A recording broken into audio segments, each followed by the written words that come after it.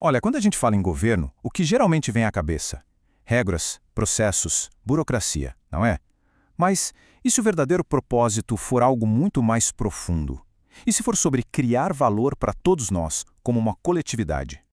Essa é a grande questão que a gente vai explorar aqui. Será que o governo existe só para manter a máquina funcionando? Ou será que a função dele é construir ativamente uma sociedade melhor, mais justa, mais próspera? Bom, vamos mergulhar nisso. Para a gente entender bem essa ideia, vamos passar por 6 pontos-chave. Primeiro, o que significa o público.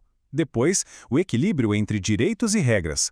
O nosso papel como cidadãos, a responsabilidade de quem é gestor público, o duplo sentido da palavra valor e, no fim, como tudo isso se encaixa.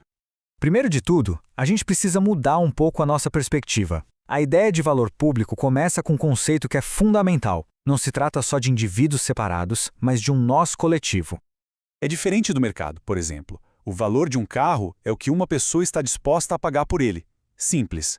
Já o valor de um parque público, ou de ar puro, é julgado por um corpo político, por uma coletividade. É aquilo que nós, como sociedade, decidimos que é importante para o bem de todos. E isso já nos leva direto para uma tensão fundamental.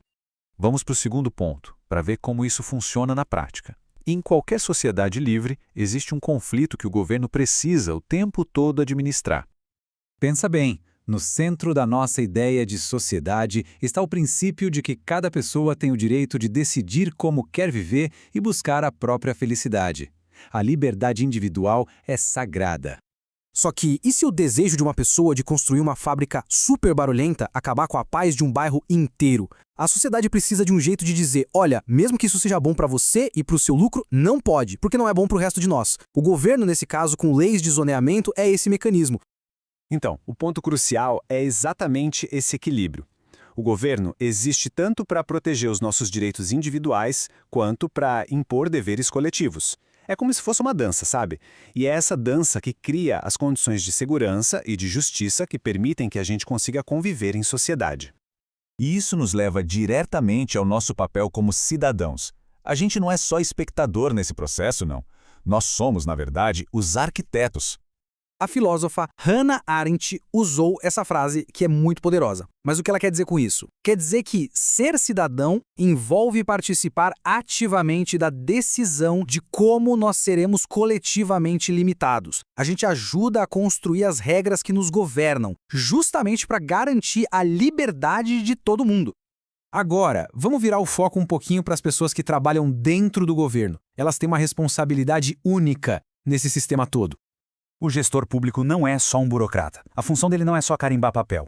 É usar os recursos e autoridade do Estado para transformar as aspirações dos cidadãos, sei lá, o desejo por ar mais limpo, por exemplo, em realidade, através de políticas e programas que funcionem.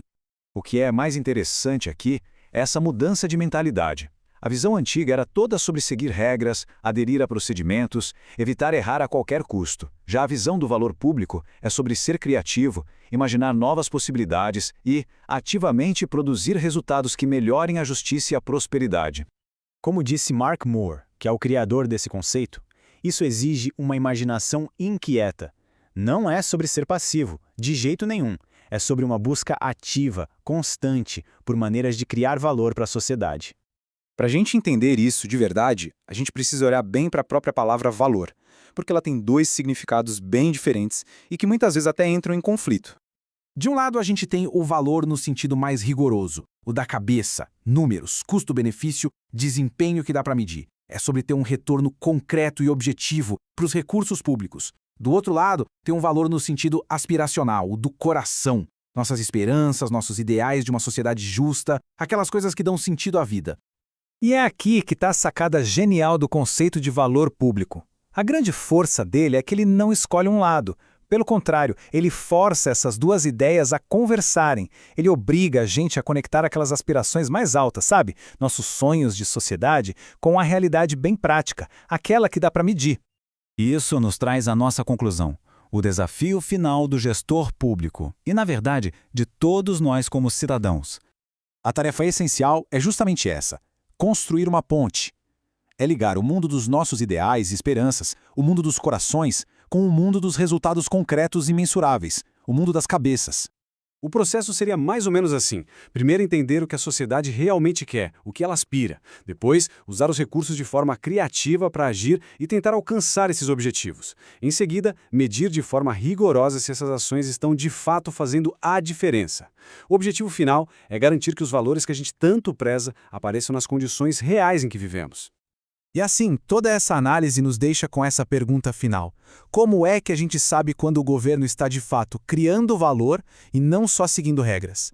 Não é uma questão só de eficiência, mas de saber se ele está conseguindo, de verdade, transformar nossas esperanças coletivas em uma realidade melhor para todo mundo.